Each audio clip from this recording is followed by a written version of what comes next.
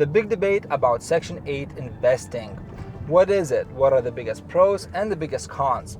We're actually on our way to one of our small multifamily projects that we built for Section 8 investing, and we're going to discuss whether we're going to sell it or keep it.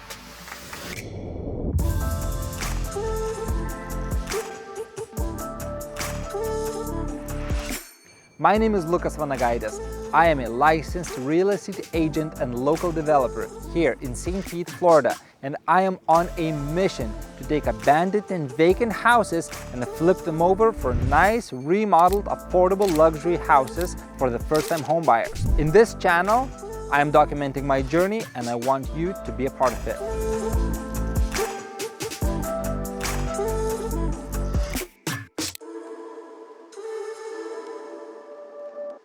We're in South St. Pete right now, one of the hottest and most trending neighborhoods because of its affordability, and it has a very healthy mix between Section 8 rentals, low-income housing, young families, young entrepreneurs. This is the place to be if you want to flip houses, if you want to contribute to doing the right thing and start helping cleaning up the neighborhoods.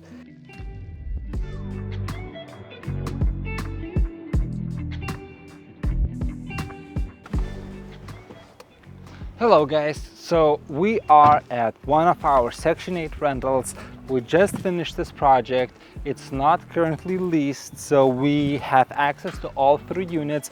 So we have 2-story property. It's actually 2-story plus the attic space.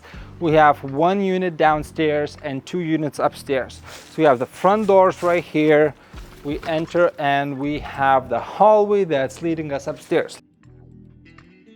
So as you enter the house through the front doors, you are climbing upstairs right away, and left and right you have 2 units.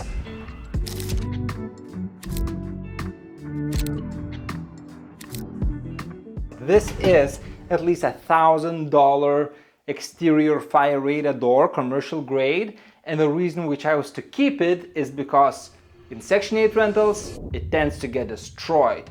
It's expensive to repair or replace, and we just wanted to be cost efficient. We repainted it, changed the hardware, and kept it as is. As a lot of things, Section 8 rentals, they tend to get a lot more damage. So we just decided to put the carpet floors because we wanted as much noise efficiency for the downstairs unit, because if kids are running, this is an older house, it probably doesn't have the full insulation, and we just wanted to make it as soft as possible, because if you put vinyl floors, they get destroyed anyways. Every couple of years you have to invest money and refurbish these units regardless at Section 8 rental, from my experience. We replaced all new windows in this property. They were old, bad, broken windows. We painted all of the walls, doors, and trim high gloss paint for the high traffic turnover.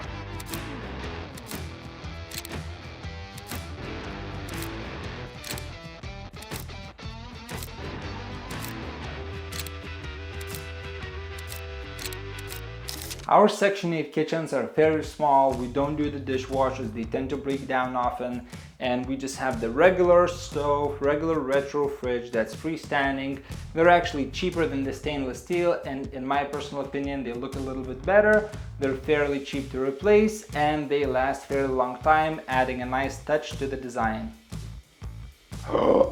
Bathrooms are very nice. Brand new toilets, new showers, and new vanities.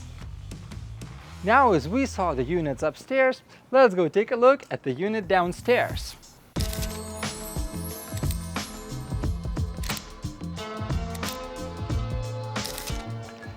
And this is 3 bedrooms, 1 bathroom, kitchen, living, dining space. Amazing property, great layout. Remember, the Section 8 Housing Authority pays you per bedroom count, so it's extremely important to have not the square footage, not the bathroom count, but the maximum and highest bedroom count. So for 3 bedrooms, In this specific zip code, we can generate over $2,500 for this unit right here because it's 3 bedrooms, even though the units upstairs are very similar in size, but they're only 1 bedroom and they can only generate a little bit more than $1,600. That's almost $1,000 in difference what you can charge. Now there's a lot of downsides to Section 8 investing because you're also capped at how much you can actually increase the rent value every single year, because you're dealing with the federal government that's actually eventually telling you how much you can raise and how much they are going to allow it. And every time you want to raise the rent, you have to apply to the Section 8 Housing Authority for them to approve your rent increase. And if you have some maintenance to do, landscaping, toilets broke down, termites, whatever it is, if you haven't planned properly to have those capital expenditure reserves, you're going to be in big trouble, because now you want to raise rents just to catch up with your reserves and you have no ability to do that, and it may actually hurt you with your performance.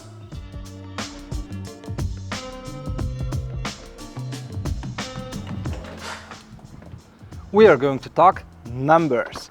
This is a 3-unit property. We have 2 units upstairs in the 2nd floor and we have 1 unit in the 1st floor.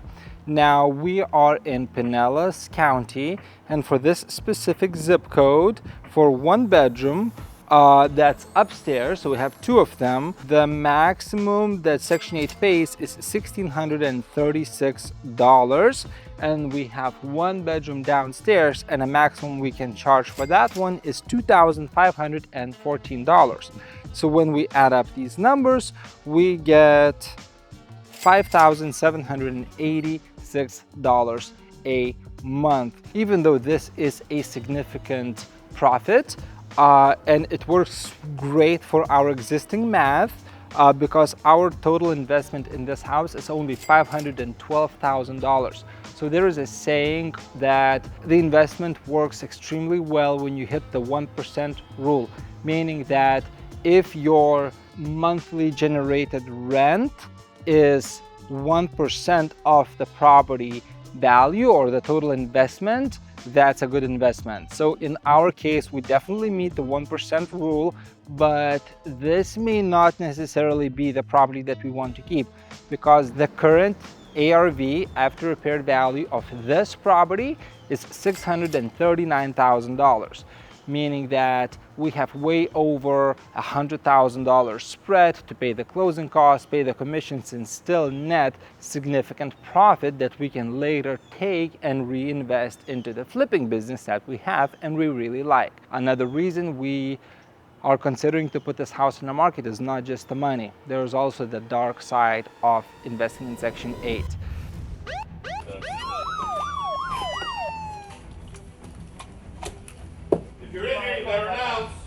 Over the last year, as I owned this house, we experienced major challenges. The street surroundings are tough. There is a lot of homeless people, there's a lot of drugs, and people are climbing over the fence. They are using our yard as the bathroom. We find needles here. We had multiple break-ins. We put cameras on the property. They rip out the cameras and they just damage the property.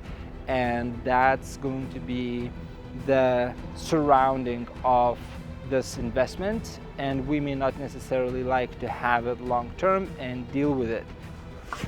Last time I got here, I stepped into the shit, and trust me, that was not fun. That's one of the other reasons why we're selling it, because we want to make nice things for people who appreciate it, and we don't want to be dealing with poop on our walls, on our properties. We don't like to deal with illegal dumping, because that's the surrounding and that's the cost you pay for having a property in this specific location.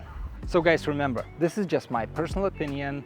This is my personal experience. It may be completely different than yours. Maybe I was just unsuccessful with a Section 8 investment. Maybe I just hit the wrong location, wrong property, but I had a taste of it and I personally didn't like it. It's not my cup of tea. I'm the house flipper. That's what I love. That's what I do. And I'm gonna sell this house and I'm gonna take the profits. And that's exactly what I'm going to do. Thank you so much for watching.